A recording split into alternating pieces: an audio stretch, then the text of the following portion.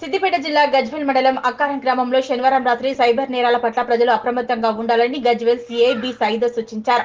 ఈ సందర్భంగా వారు మాట్లాడుతూ తాము బ్యాంకు అధికారులమని, రుణమాఫీ వస్తుందని, కరెంటు బిల్లు కట్టాలని తదితర లింకులు పంపించి మోసం చేస్తారన్నారు. జాగ్రత్తగా ఉండాలని సూచించారు. ఏదైనా సైబర్ నేరం జరిగితే వెంటనే 1930 కాల్ చేసి ఫిర్యాదు చేయాలని తెలిపారు.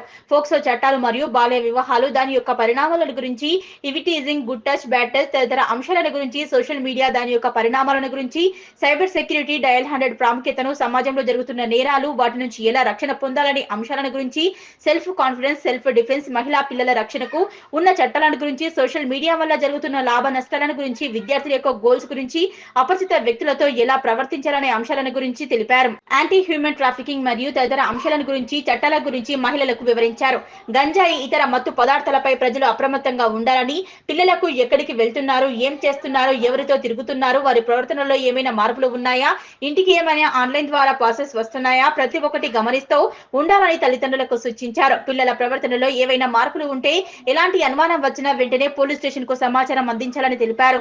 యువతీ యువకులు గంజాయి, డ్రగ్స్, ఇతర మత్తు పదార్థాల బారిన పడకుండా కాపాడుకోవాల్సిన బాధ్యత తల్లిదండ్రులపై ఉందన్నారు. గంజాయి, ఇతర మత్తు పదార్థాలకు అలవాటు పడితే వెంటనే పోలీసులకు సమాచారం అందించాలని, వారిని పిలిపించి కౌన్సిలింగ్ నిర్వహిస్తామన్నారు. మూఢనమ్మకాలపై మరియు మద్యం తాగడం వల్ల కలిగే నష్టాలను, కుటుంబ కలహాలను గురించి, పేకట ఆడటం వలన కుటుంబంలో జరుగుతున్న పరిణామాలను, వరకట్నం వలన జరుగుతున్న సంఘటనల గురించి, ఈ మధ్య జరుగుతున్న ఆత్మహత్యల గురించి మరియు వృద్ధులైన తల్లిదండ్రులను మంచి చూసుకోవాలన్నారు. ఈ కార్యక్రమంలో గ్రామ ప్రజలు, ప్రజా ప్రతినిధులు, వివిధ పోలీస్ స్టేషన్ల సిబ్బంది పాల్గొన్నారు. ఎవరైనా అడిగితే ఫోన్ లో ఎవరిని స్పందించొద్దు. ముఖ్యంగా ఇక్కడ ఉన్న అమ్మాయిలకు చెప్తున్నా వినండి, మరియు అబ్బాయిలకు కూడా చెప్తున్నాను. మీరు ఫోన్లు వాడేటప్పుడు ఫోన్లో వాట్సాప్ కావచ్చు, ఫేస్బుక్ కావచ్చు, ఇన్స్టాగ్రామ్ లో సోషల్ మీడియా యాప్స్ ఉన్నాయి. యాప్స్ లో అమ్మాయిల ఫోటోలు ఉంచొద్దు. దయచేసి అర్థం చేసుకోండి. ఇక్కడ ఉన్న తల్లిదండ్రులు ప్రతి ఒక్కరికి అందరూ తెలియపరుస్తున్నాము. మీ పిల్లలు కనుక ఫోన్ ఉంటే మీరే చూడండి. ఆ ఫోన్ లో కనుక మా అమ్మాయి ఫేస్ కనబడే విధంగా డీపీ ఫోటో అంటాము, ప్రొఫైల్ ఫోటో అంటాము, అది పెట్టుకోవద్దు. ఎందుకంటున్నారంటే ఈ మధ్య ఆన్లైన్ మోసాలు ఎక్కువ అవుతున్నాయి. ఆ ఫోటోలు ఏం చేస్తున్నారంటే, ఒక అమ్మాయి ఫోటో, ఎగ్జాంపుల్ బాబు ఉన్నాడు, ఈ బాబు ఫోటో పెట్టుకుంటాడు, పైన ముఖం మాత్రమే బాబుది ఉంటాయి, రిమైనింగ్ భాగాలు మొత్తం మార్చేస్తారు.